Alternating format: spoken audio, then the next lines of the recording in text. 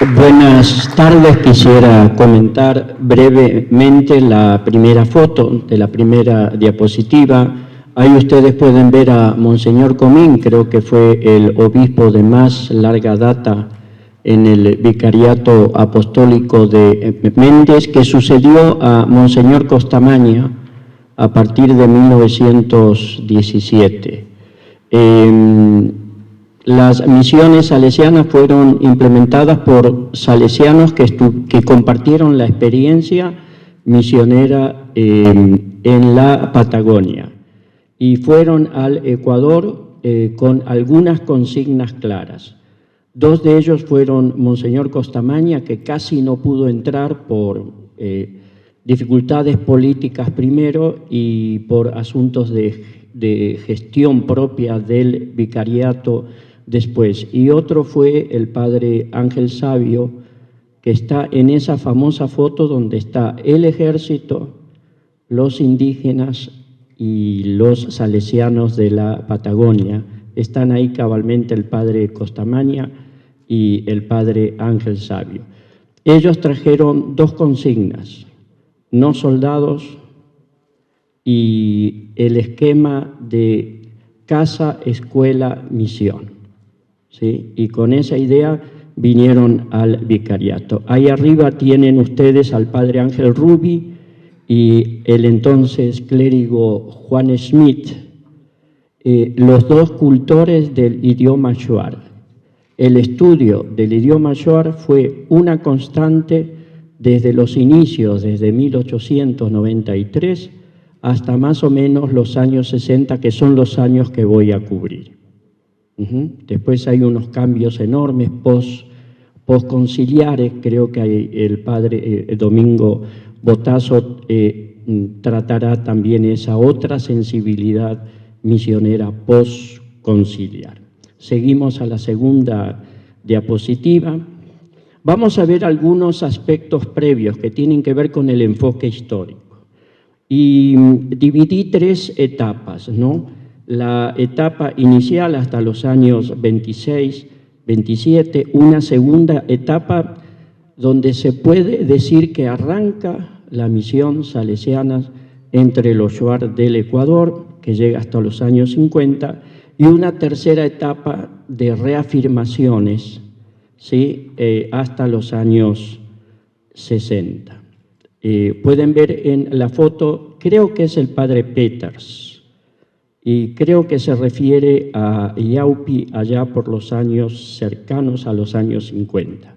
Esta es una de mis fotos preferidas porque hay un salesiano aprendiendo, no enseñando, aprendiendo la lengua shuar. Y como la ponencia intenta entrecruzar civilidad, civilización, evangelización, educación, esas cosas que solemos juntar a veces de manera muy primaria, muy apresurada, la apuesta es decir que los shuar diferenciaron entre una y otra.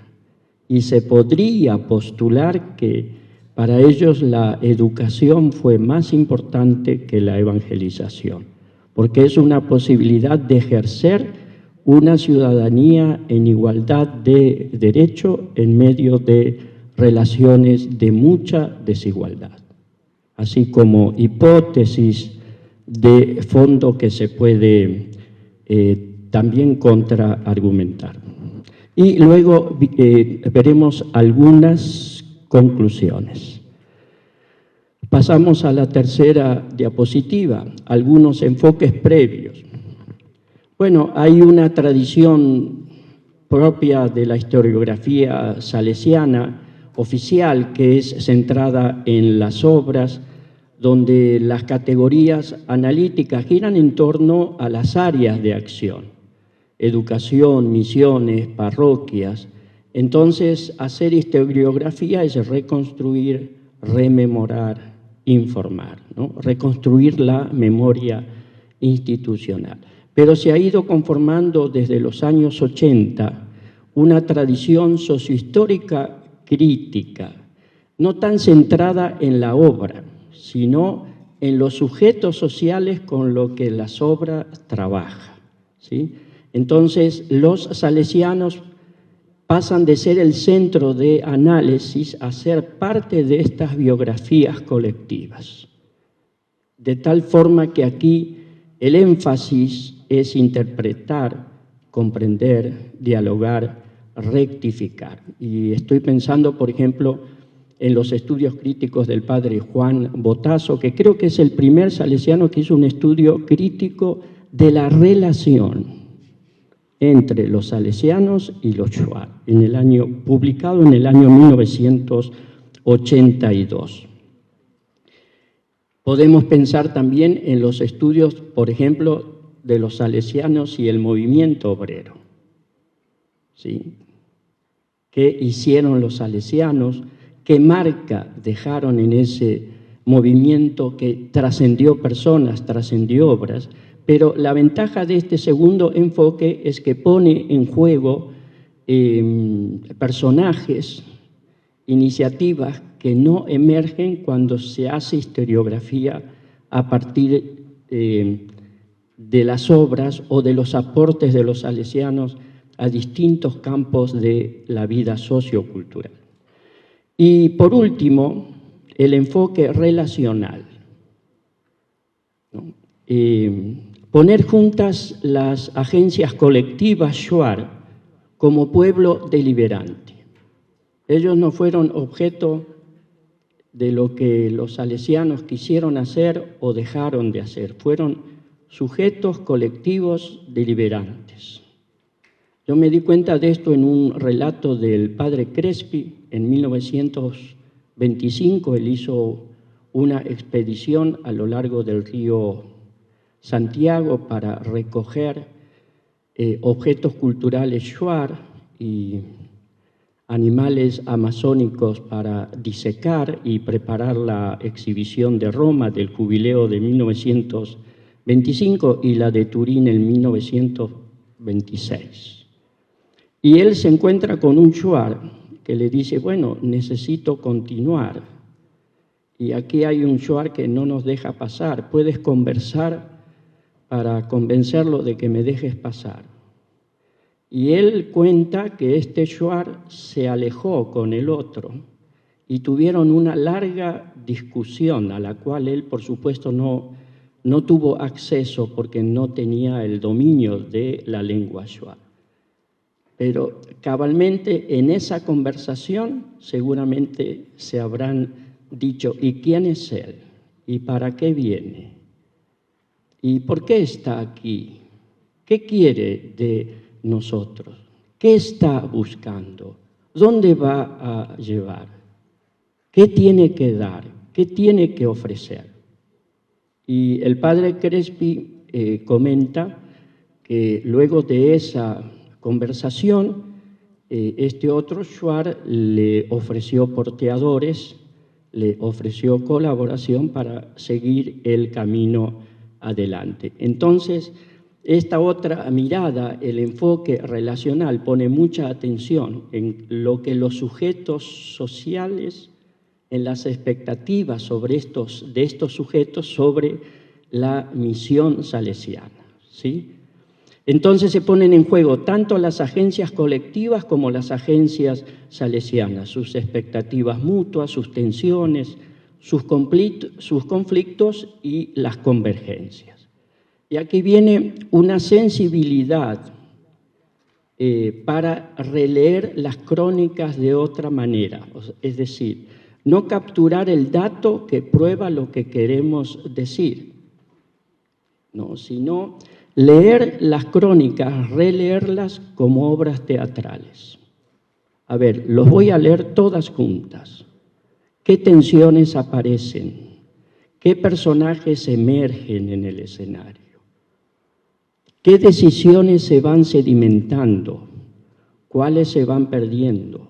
¿Cuáles van prevaleciendo? De tal forma que las crónicas hablan también de otra manera, no hablan de episodios que no siempre son lineales, de tramas, de personajes, opciones y tensiones.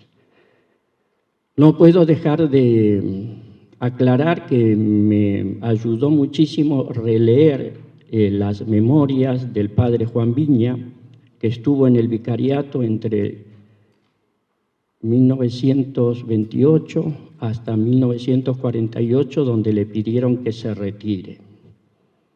Porque, como comentábamos en el café, Monseñor Comín había pedido un brazo y le mandaron una cabeza, en las palabras de Monseñor Comín, ¿no? Entonces, ante la urgencia de la acción, la capacidad reflexiva del padre Juan Viña de entender lo que estaba pasando, de proponer tal vez decisiones dramáticas en momentos complicados, le costó su lugar en el vicariato. Y para suerte nuestra, lo dejó por escrito en sus memorias. Entonces son unas memorias pequeñas de más o menos unas 100 páginas, pero él añade que en cada caso de estos complejos de tensiones con sus hermanos, deja un folio de documentación, de tal forma que es una fuente privilegiada, ¿no?, para acceder a estas otras alternativas, algunas de las cuales, por suerte, sí tuvieron lugar. Bueno, me voy a salvar todo lo que pasó en Europa, porque las misiones salesianas vienen en un auge de hegemonía europeo, empujado por la Conferencia de Berlín de 1884, que se reparte África y le asignan a las misiones el rol de civilizadores. Acuérdense que aquel modelo de colonización europeo de 1884 tenía algunas medidas humanitarias, como por ejemplo la abstención de la esclavitud, ¿sí? De tal forma que las misiones podrían tener una tarea también humanitaria en medio del extractivismo del caucho, de los diamantes, de la minería, etcétera, etcétera, de los países africanos. En medio de toda esta expansión a la que Italia llegó tarde, ¿sí?, Don Bosco tiene diálogos con el padre Daniel Comboni. El padre Daniel Comboni lo quiere convencer de que venga a África, de que se vaya para África. Para nuestra suerte, no sé si para mala suerte de los africanos, Don Bosco opta por América. Pero trae de Don Comboni la idea de que quienes deben evangelizar son los indígenas. Esa idea de que son los patagónicos, los indígenas patagónicos quienes deben evangelizar, la trae Don Bosco del padre Comboni. Otro personaje clave es León XIII. Sí, León XIII funda 33 vicariatos en América Latina. Después de las guerras independentistas, América queda destrozada y la Iglesia queda totalmente desarticulada. Y León XIII crea un instituto que luego se convertirá en el Instituto Pío Latinoamericano, que formará sacerdotes y obispos latinoamericanos. Y él es el que también publica 2 cartas contra la esclavitud. Por eso yo me alegré muchísimo cuando el nuevo Papa se denominó León XIV, ¿no? Y por supuesto conocemos también lo de la Rerum Novarum. Bueno, estas son algunas cuestiones contextuales, ¿sí?, que avisan sobre el enfoque.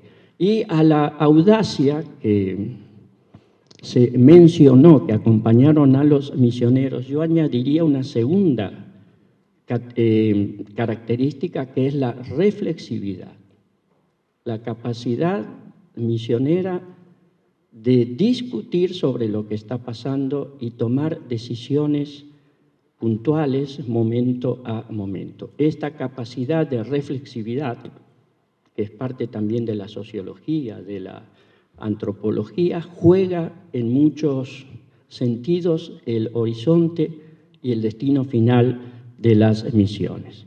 Podemos pasar entonces a la tercera y las demás van a ir un poquito más rápido. Aquí ustedes ven un mapa. Ok, este es un mapa étnico, lo he tomado de la tesis doctoral de Blas Garzón, que está aquí presente, sobre educación shuar, y es un mapa donde ustedes pueden ver el pueblo shuar, ¿no?, atravesado por la frontera ecuatoriana peruana, por lo tanto es un pueblo binacional. Un poquito más arriba el pueblo achuar, donde es misionero el padre Domingo, el padre Roger, ¿sí?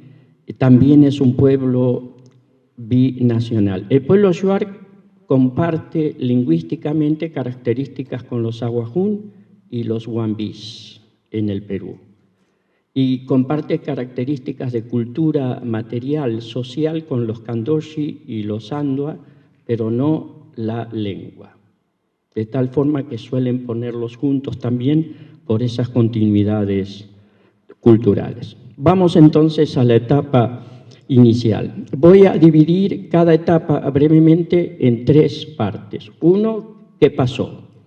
Dos, transiciones, procesos. Y tercero, testimonios, frases que puedan caracterizar más o menos cada una. Bueno, en la etapa inicial no hay que dejar de mencionar que la situación shuar, por características culturales, era de dispersión y de expansión territorial, ¿no? El conflicto interno juega ese rol de expandir al pueblo o a un pueblo amazónico lo más posible en el territorio para no incidir en los mismos recursos naturales. Entonces es un pueblo conflictivo al interno y al externo, cabalmente para hacer posible una dispersión en el territorio. Son seminómadas, o eran, y tiene mucha importancia simbólica la dinámica social del conflicto. Y un principio que es la autonomía territorial, cultural y simbólica, pero abierta al intercambio. El territorio sí es controlado, pero también es una visión de que pueden ingresar otros seres, otras personas, dotados de herramientas, conocimientos, mercancías que ellos no tienen, de tal manera que aceptan que puedan circular, que puedan ser parte de ese territorio siempre que los puedan controlar.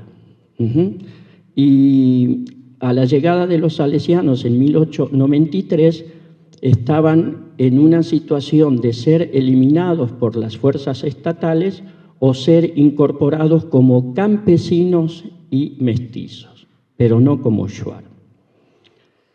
¿Cuál fue su experiencia reciente con las otras misiones, con los jesuitas, con los franciscanos y con los dominicos? Para decirlos brevemente, la evangelización era una moneda de cambio, ¿sí?, para acceder a la educación, a la alfabetización.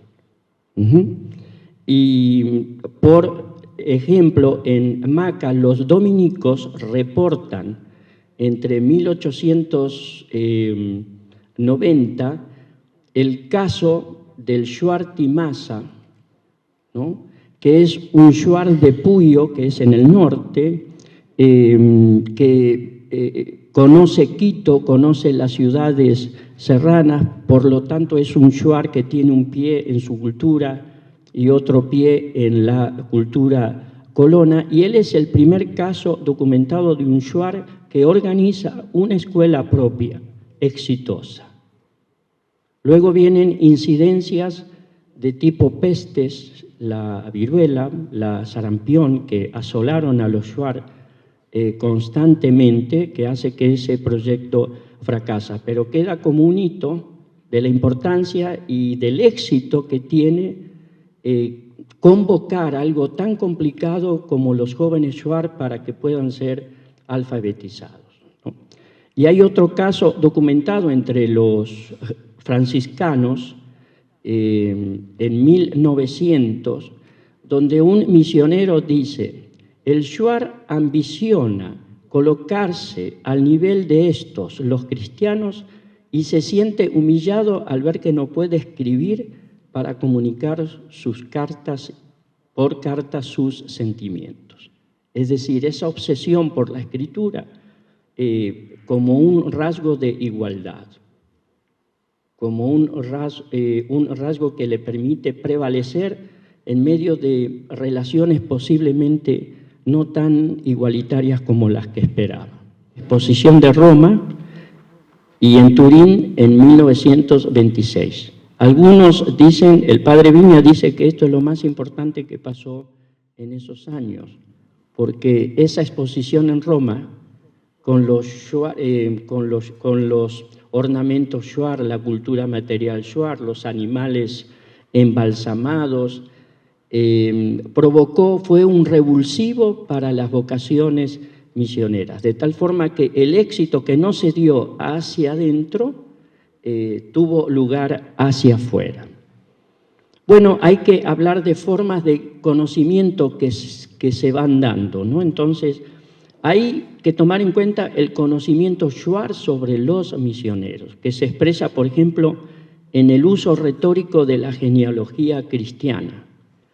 Los shuar, cuando se encuentran en el camino, hacen un discurso ceremonial que se llama anemat, ¿sí? Y donde recitan su genealogía para intentar retóricamente encontrar un punto de contacto con la persona con que se encuentran, para tener algo que ver, para poder eludir algún conflicto, ¿no?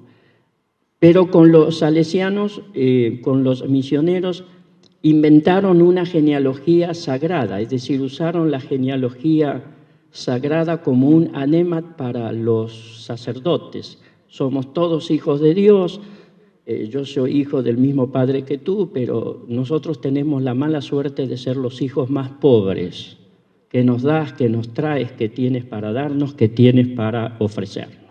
Entonces, es el uso retórico de las verdades doctrinales cristianas. Después entendieron muy bien la idea de un Dios jerárquico, porque cuando los misioneros preguntaron: ¿y cuál es el Dios más importante para ustedes? Ellos decían Jesucristo, porque esta idea de jerarquías, esta idea de Dios, no es que ellos las tienen, de tal manera que esa sutileza de poder hablar en términos teológicos, desde lo que ellos imaginaban que los misioneros querían oír, ¿no? Pero sí hay una serie de críticas que los salesianos recogen en los relatos del boletín salesiano, que tienen que ver con una crítica muy fuerte de los salesianos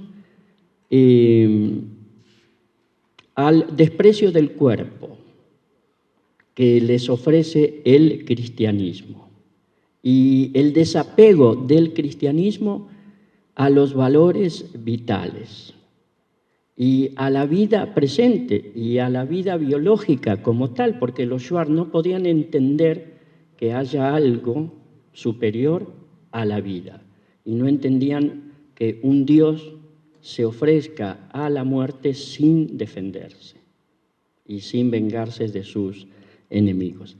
Lamentablemente, estos episodios cortos de objeciones a la religiosidad católica son asumidos por los misioneros en forma de parodia, de cuentos, de, digamos, episodios cómicos, y se pierde la posibilidad de establecer un diálogo autocrítico para lo que se supone que no se estaba preparado en esa época, ¿no? En cambio, el conocimiento de los misioneros sobre los shuar es de doble registro. Algo para contar y algo para informar a los superiores de lo que hay que hacer. Algo que contar en el boletín salesiano y una carta anexa sobre qué caminos construir, sobre qué misión fundar, algo más estratégico, algo más de valor geopolítico. Aquí hay un personaje importante que es Miguel Alioni, que escribe en 1910 un texto etnográfico de gran calado sobre los shuar, que quedó oculto hasta el año 1980, en que fue publicado por el padre Juan Botazo. Bueno, tienen contacto en estas épocas con otros etnógrafos, digamos así, que vienen de esta escuela biologicista, ¿no?, de clasificar especie, género y atribuirles a cada una un lugar, ¿no es cierto?, un lugar en una tabla clasificatoria y un lugar geográfico también. Eso pesó mucho en la etnografía de los primeros salesianos. Comienzan los primeros estudios sobre gramática shuar, ¿sí?, y los informes etnográficos de fauna y flora. ¿Por qué los salesianos hacia los años 24, 25 insisten en los estudios de fauna y flora? Era una manera de postularse como agentes autorizados de colonización.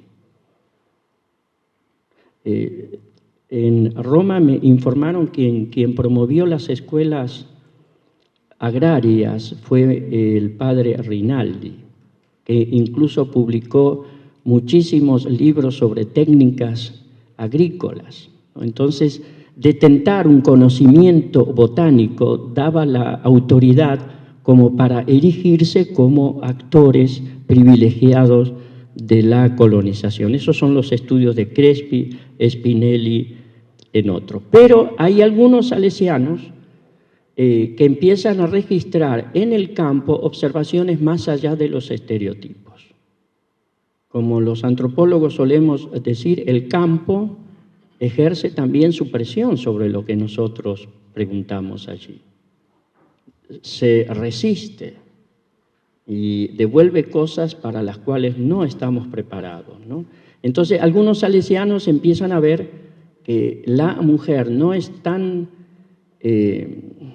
maltratada como parece, y los shuar no son tan dados a los vicios como se supone, porque se levantan muy temprano, son capaces de hacer ayunos enormes para poder sentirse bien y poder emprender la guerra, y sobre todo para tener buenos sueños. Entonces, empiezan a ver en el contacto con ellos conductas de disciplina, de autodisciplina, y eso empieza a generar también una ola de empatía en torno a ellos. Siguiente. Aquí hay dos fotos, en esta y en la otra. Esta es la foto que más me gusta de todas las que se pueden observar sobre este lado, ¿no?, donde están los shuar que pasan por la misión. En 1928, en las crónicas de Macas, el padre Viña dice que se construyó una casa para que puedan pernoctar ahí, porque a los shuar les empezó a llamar la atención estos misioneros nuevos, que vienen sin soldados y están dispuestos a conversar.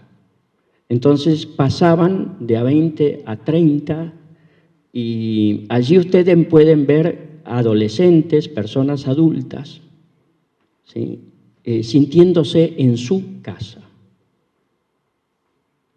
Esto se va a ir perdiendo conforme la misión salesiana vaya escolarizando a los shuar y se generen categorías nuevas como niños, niñas, adolescentes, sujetas a un control externo a la familia. En la siguiente foto, bueno, vale decir que los shuar pasaban o porque estaban de cacería o porque iban de visita hacia otros grupos familiares o iban a la guerra, ¿sí? Entonces, por cualquiera de las tres causas pasaban por la misión.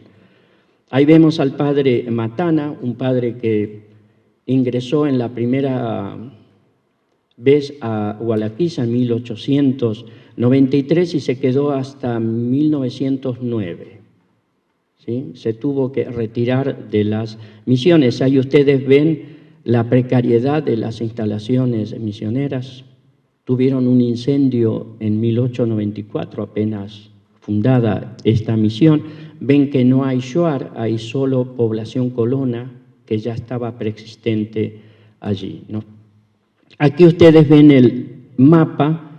Si ustedes van hacia el sur, la primera misión es Hualaquiza, y desde allí vamos hacia arriba hasta terminar en Macas en 1924. Y las posteriores misiones hacia el interior tienen lugar a partir de los años 40 en adelante. Ahí ven desde la sierra los 3 caminos. El del medio es construido por los salesianos. Y eso va a ser un problema después por la presión de la colonización sobre los territorios shuar. Bueno, transiciones. ¿Qué es lo que pasó? Hubo 2 opciones estratégicas claras. Sin colonización no hay misión. Esto es desde un comienzo. Desde los primeros escritos del padre Matana, es sin colonización no hay misión. Y hay 2 formas de hacer agencia de colonización. Una agencia directa desde los misioneros ante el Estado, voluntarista, ¿no?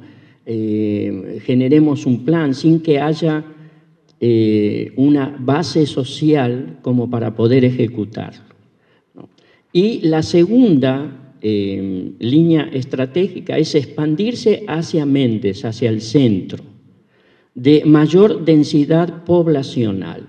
En 1897, en 1899, los shuar de Méndez solicitan por 2 veces que los salesianos instalen misiones en sus territorios. Eso es interesante porque es bueno jugar con eso de lo teológicos, enviados, llamados, enviados sin ser llamados, etcétera, ¿no? La colonización, entonces, el colono es espejo de civilización, educación y evangelización, de tal forma que los shuar deben ser puestos todos juntos para que se pueda civilizar, educar y evangelizar con el colono. Y de shuar deberían pasar a ser campesinos andinos, priostres, ejercer cargos en las fiestas de los santos y tener un nivel de letrados básicos. La opción por el colono se dio a costa de la territorialidad shuar. Eso está en la Crónica de Indanza. Es una misión fundada en 1914 que se olvida del mandato de Monseñor Costamaña. Toman territorios de los shuar se enojan en 1914 y los salesianos les amenazan con los soldados. Entonces se quiebra un código importante y es la zona, ese centro donde los shuar hoy han perdido prácticamente la totalidad de sus territorios. En los años 40 las crónicas de Cuchanza narran cómo los soldados y los militares tienen que intervenir en estos conflictos entre shuar y colonos. La colonización también pasa de ser iniciativa misionera a proyecto regional. Entonces, cuando se activan fuerzas regionales, hay sincronía con ellas, ¿no? Deja de ser un proyecto voluntarista y la colonización funciona.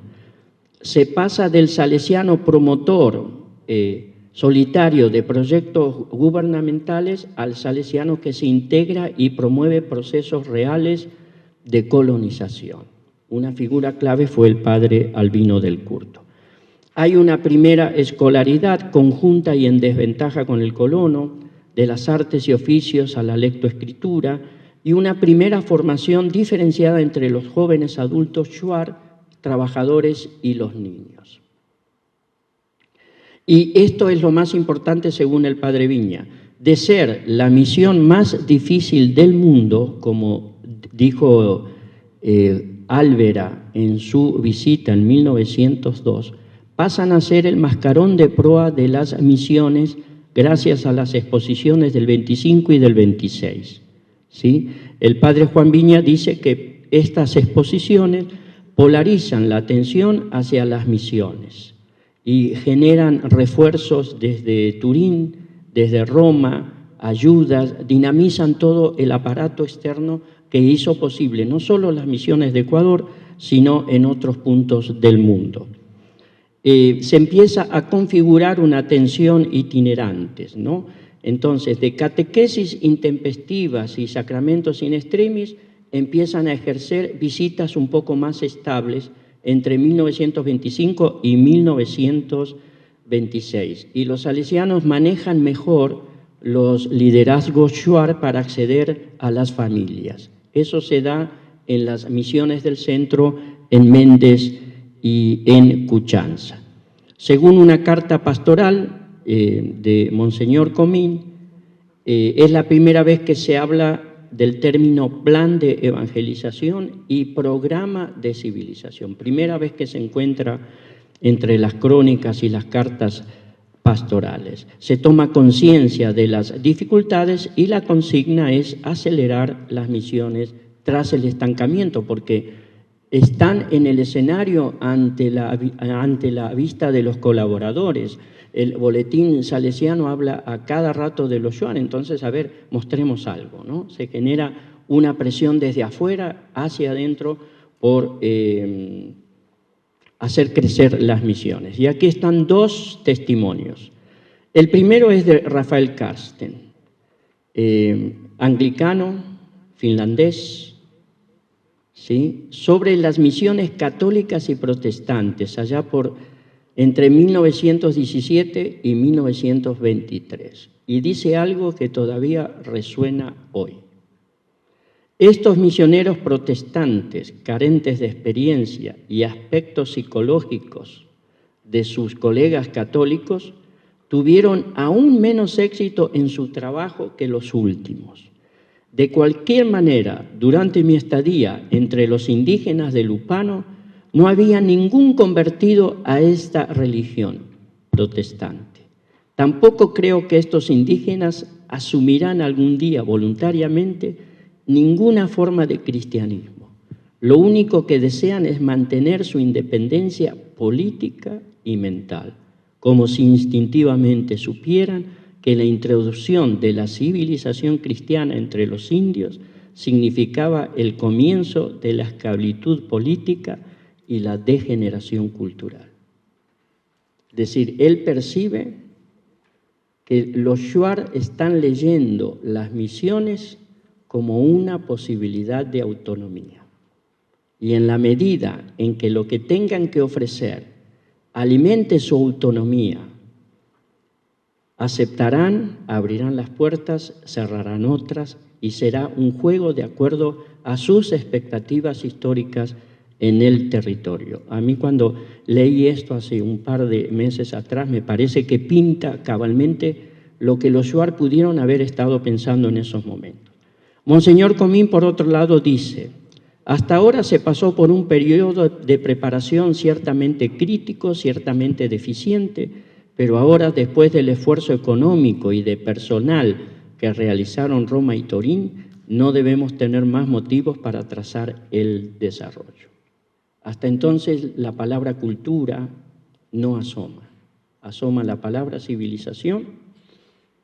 En 1938 asoma por primera vez la palabra cultura con el padre Crespi en un artículo periodístico donde dice: si los shuar quieren conservar su cultura, deben asumir el desarrollo nacional, integrarse. Entonces no es tan fácil hablar de cultura, son palabras sumamente tardías entre los misioneros. Bueno, segunda etapa, corramos un poco. Se caracteriza porque se encuentra una fórmula de evangelización, civilización y educación, que son los internados, ¿sí? Bueno, es un periodo abigarrado. Hay un movimiento de las cosas de los misioneros a los saberes de los misioneros. Y entre los misioneros, de la opción por los colonos a la opción por los shuar, distintiva, ¿sí? Tensiones con los colonos. Los shuar pasan de ser jíbaros a ciudadanos por un lado o soldados de la patria instruidos por otro. Y aquí hubo tensiones entre los salesianos. Unos decían, generemos ciudadanos, después que cumplan sus labores. Otros, en cambio, los querían ver más como soldados instruidos por las tensiones con el Perú del año 41, ¿no? El internado es una forma institucional que articula civilización, evangelización y educación. Y hay una segunda escolaridad exclusiva para Shuar y prevalece en tanto sea de la misma calidad que la de los colonos. Hay testimonios de los Shuar donde ellos evalúan, dicen, nos están enseñando menos que los colonos. En nuestros internados, a ellos les enseñan matemáticas y eso, a nosotros apenas a leer y a escribir. Entonces se retiran de los internados o ingresan a los internados conforme evalúan que haya paridad de aprendizajes con los colonos. Esto es sumamente importante, ¿no? Y entonces el principio, al contrario de la primera etapa, es hacerlos cristianos sin el contacto con los blancos, porque los blancos finalmente contaminan la moralidad shuar, ¿sí? Y por otro lado, los blancos ahora están en contra de los misioneros porque se oponen a que se tomen más tierras, ¿sí? Hay una expansión de los internados a zonas de alta concentración de población shuar, por ejemplo en Sevilla, 1943, en el norte, y Aupi hacia el interior en 1945, y otras fundaciones como Sucúa, cerca de Méndez hacia el norte, y Limón, en la misma zona de Indanza, Cuchanza, en el centro en 1936. Viene la guerra con el Perú, protagonismo de los militares en la vida de la misión como veedores de la educación. En las crónicas aparecen a cada rato los militares tomando los exámenes de los shuar, ¿no? En 1941 hay una matanza por parte de los shuar de los mineros colonos desde Limón, desde el centro, hasta el sur, hasta el río Zamora, en represalia por shuar perseguidos por el ejército al ser considerados peruanos. Fue una matanza fuerte que está consignada en algunos documentos del archivo histórico. Y tiene lugar algo muy importante, 2 contratos con el Estado. Y esto tiene que ver con una estrategia de protección. Los salesianos ven que le abrieron las puertas a los colonos. Y ni ellos ni los shuar pueden, con las presiones de los colonos, que son campesinos pobres de la sierra, ¿sí?, que quieren tierras a toda costa para poder también vivir. De tal forma que acuden al Estado para firmar contratos de colonización a favor de la raza indígena, se ceden terrenos a cambio de nuclear a los shuar, fundar escuelas y fomentar la agricultura. Los terrenos ocupados por los colonos, según el contrato de 1935, serán inafectables. Y este contrato es válido por 15 años. En el 44 se firma otro, por el padre Viña, que reafirma y amplía el anterior. Añade la obligación de organizar el servicio de administración civil entre los shuar, válido por 25 años. Entonces, aunque no en las condiciones ideales, se empieza a madurar una idea de un pueblo que se autogestiona y se autoadministra. El conocimiento, ¿cómo funciona? Bueno, en la profundización de la lingüística, en las crónicas se lee que salen a conferenciar entre ellos para solucionar problemas ortográficos, gramaticales, etcétera. Y hay algo muy interesante. En 1944 el padre Viña lanza un concurso entre misioneros sobre estudios etnográficos. Eso yo nunca había visto en ninguna misión, ¿no? Y bueno, pone así condiciones, pero a mí me interesó muchísimo la última cláusula que dice: dicho concurso lleva la finalidad de reunir elementos importantísimos sobre la civilización jíbara antes de que ésta desaparezca arrollada por la civilización blanca. Entonces, el dato interesante es que la palabra civilización se aplica tanto a los shuar como a la civilización blanca. Es la primera vez que se denomina blanca a la civilización occidental en términos raciales, de tal forma que hay tela para cortar en esta simple frase. Entonces, pasamos a las transiciones de esta segunda etapa. Bueno, hay un desencanto progresivo respecto al rol civilizador del colono, pues que ellos cuando hacen fiestas toman y tienen sus excesos, como todo el mundo, pero sobre todo tienden a explotar a los shuar en prácticas de servidumbre, ¿no? Entonces los shuar habrán entendido que el destino que les toca junto a los colonos es el de la servidumbre, ¿sí? De la centralidad del colono, entonces, a la opción por los indígenas y sus derechos en términos de tierras. Es la primera vez que aparece la palabra derechos, ¿sí? Hay una atención diferenciada exclusiva a los shuar en reducciones o zonas de amparo, reservas territoriales de alta concentración poblacional shuar. Hay un enfoque en la niñez y la adolescencia, porque se dan cuenta que no hay nada que hacer con los adultos. Los adultos ya están hechos, no se los puede reversar, no se los puede cambiar. La escolaridad genera un salto civilizatorio. Esto es un cambio enorme, que a veces nosotros, por normalizar nuestra escolaridad, no tenemos idea de lo que significa transformar la niñez y la adolescencia en grupos poblacionales bajo administración del Estado, ¿sí? Eso es sumamente importante. De una educación basada en la autonomía del sujeto a una educación fuertemente supervisada y controlada, ¿sí? De grupo apartado y pasivo en las liturgias y festividades. Es interesante verlos aparecer cómo son relatados en las crónicas, a veces en grupos familiares, al fondo, y pasan a tomarse la escena pública en los internados, en las fiestas, en la escuela. Hay una reafirmación del aprendizaje de la lengua shuar para los misioneros. Hay tensión entre agencias misioneras orgánicas con el Estado y la Iglesia, como la que propone el padre Juan Viña, que crea un consejo de misiones, contra los liderazgos patrióticos, emotivos, pero inorgánicos y superficiales, como pudo hacer el entonces salesiano padre Elías Britos. Se pasa de los comités orientalistas que favorecían de una manera más integral la colonización a los comités patrióticos, ¿no? De la colonización a la defensa de la patria. Eso sí generó tensiones entre los salesianos. El padre Felipe Rinaldi sacó una declaración, una carta muy importante contra el nacionalismo en la educación salesiana por esos años.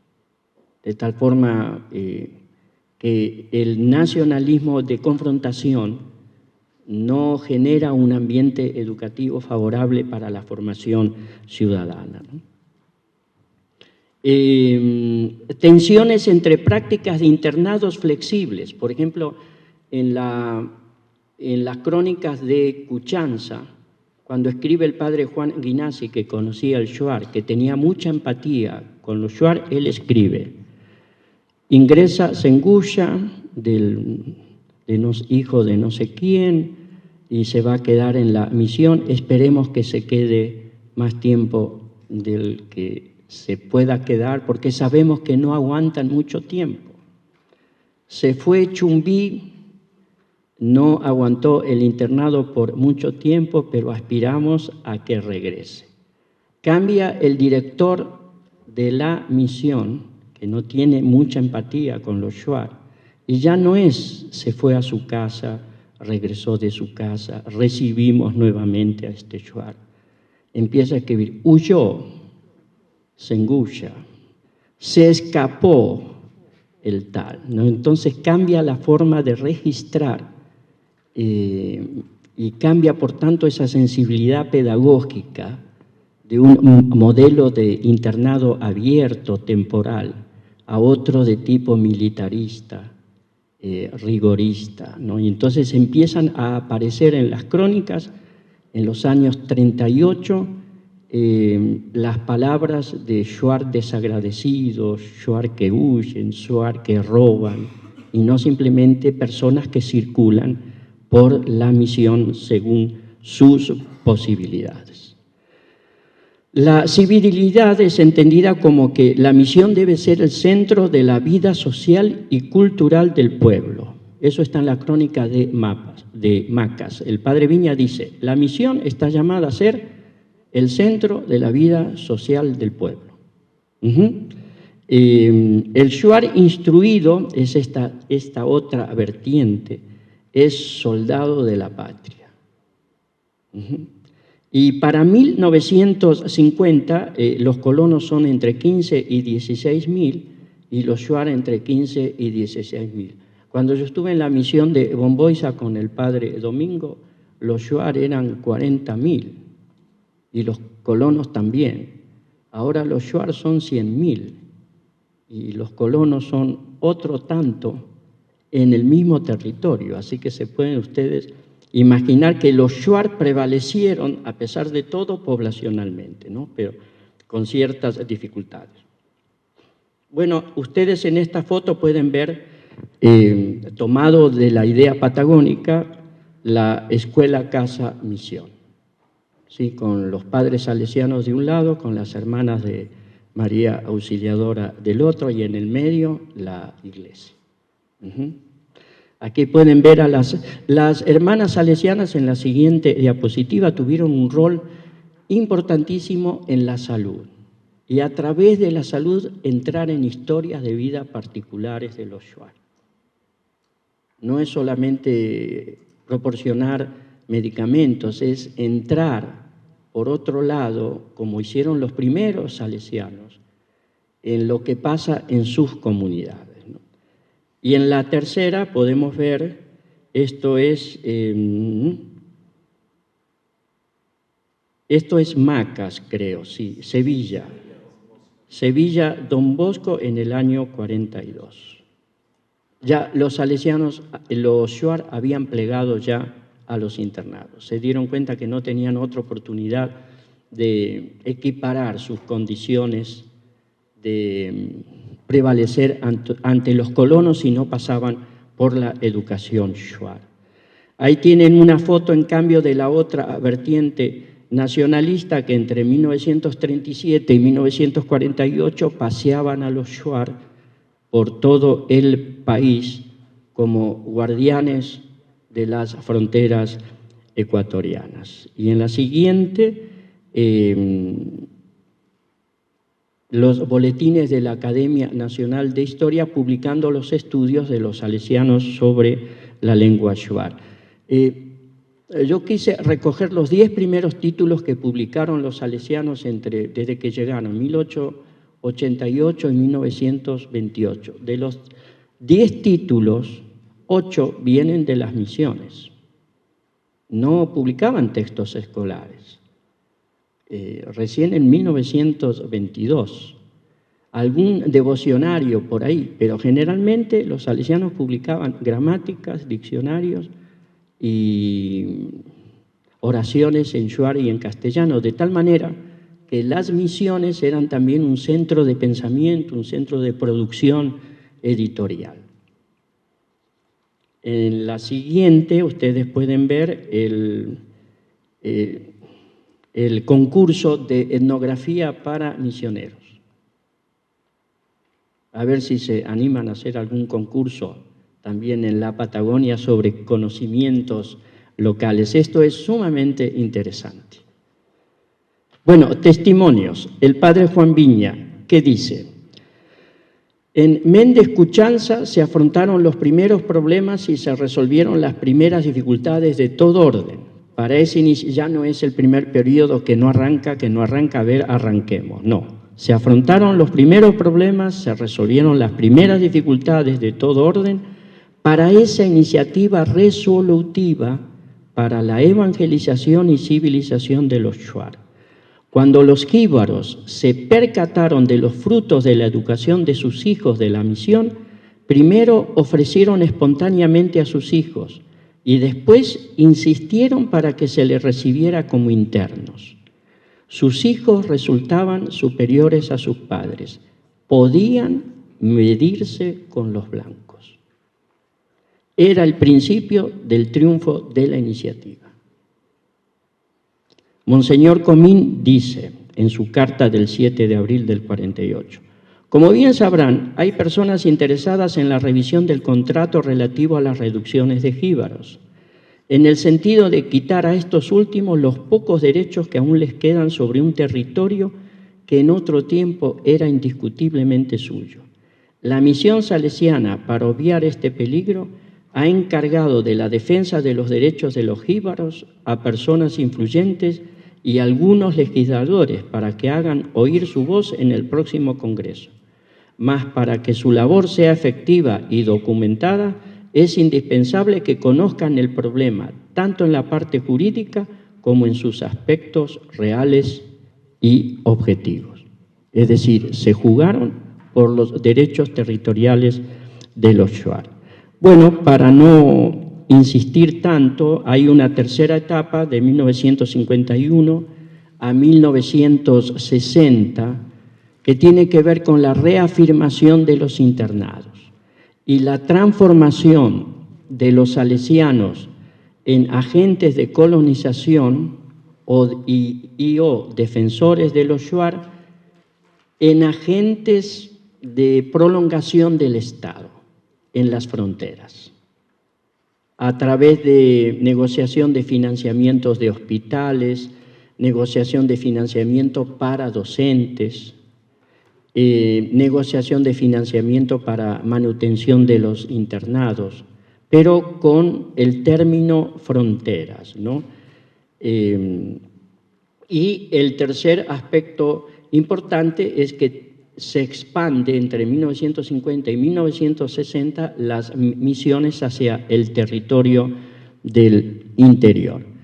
Y aquí voy a terminar esta tercera parte con los testimonios shuar sobre los internados. Hay que decir que Ambán Caracas es un shuar de la parte central de Indanza, Méndez Indanza, que son los shuar más perjudicados, digamos, por las cuestiones territoriales. Entonces, muchas de sus opiniones, como la de sus parientes, no son tan favorables que se diga. Dice que los rezos dejaron la sensación de haber, en los internados, ¿no?, de haber rezado para toda la vida, ¿no? Entonces era una temporalidad, como nosotros sabemos, muy pautada por oraciones desde que sale el sol hasta el ocaso. Figura del asistente. Dice este Shuar Ambán, nos controlaba desde que nos despertábamos, nos vigilaba en el dormitorio, durante el aseo, en la iglesia, las comidas, los estudios, el trabajo y nuevamente a la iglesia hasta el momento de dormir. O sea, la asistencia interpretada como vigilancia. Dice este mismo Shuar, el trato injusto y punitivo sin razón provocó el abandono de la religión y alimentó la opción por la cultura y la religiosidad shuar. Acuérdense en las crónicas, vino el tal, regresó el tal a su casa, sabemos que no van a poder aguantar, que vengan cuando quieran, y a ese otro modelo estructurado, punitivista, ¿no? Entonces, la razón por sobre la religión y el amor. No que es más importante. Pedagógicamente, en territorios de misión, la razón va primero.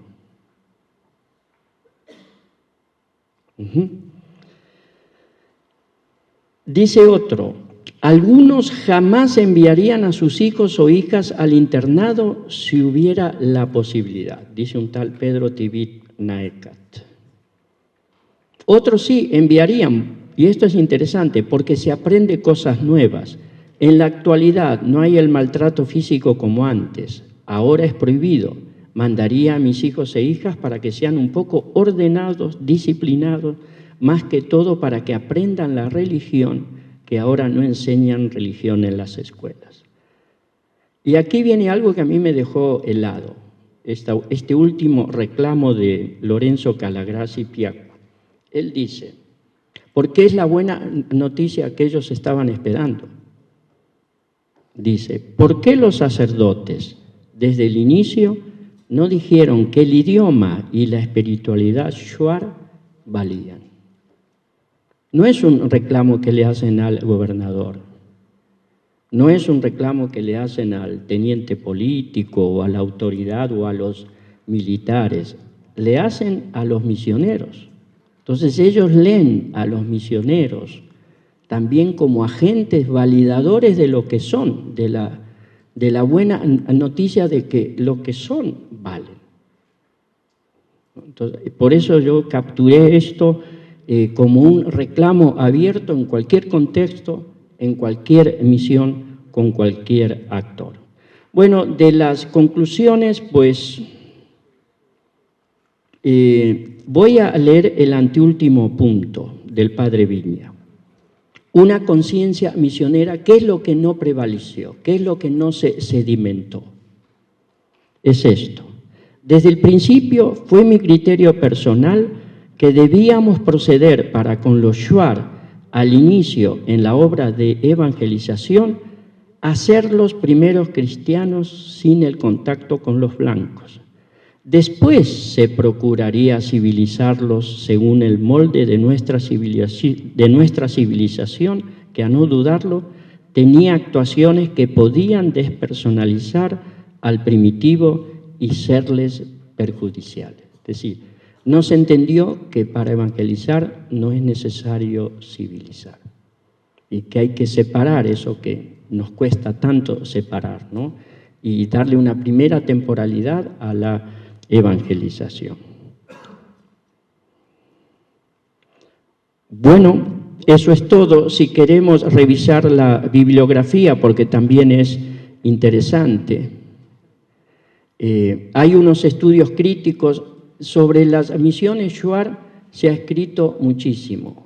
Gran parte gracias al esfuerzo de los mismos salesianos por promover estos estudios, animar personas que hacen doctorados en Francia, en Flaxo, en instituciones académicas. Eso es importante, ¿no? Entonces pueden ver allí estudios críticos, 2 diapositivas, y las fuentes históricas salesianas. El Archivo Histórico Salesiano hizo un enorme esfuerzo por publicar las crónicas, publicar las cartas pastorales, promover el conocimiento, y tanto es así, está aquí Cecilia Ortiz, que es de Flaxo. El Archivo Histórico Salesiano de Quito es lugar de paso de muchos colegas que se sienten bien tratados, que se sienten bien atendidos, ¿no? Y a los cuales se le da acceso para acceder a los archivos.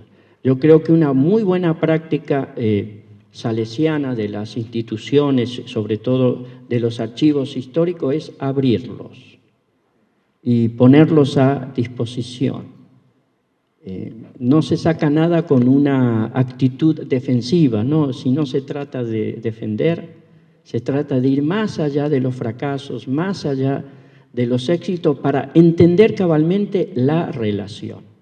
Y las fuerzas que podamos tener hacia adentro no son suficientes. Es bueno convocar también a otras personas que tienen marcos teóricos, metodológicos que pueden enriquecer nuestra reflexión. Bueno, eso es todo. Muchísimas gracias por la atención de ustedes.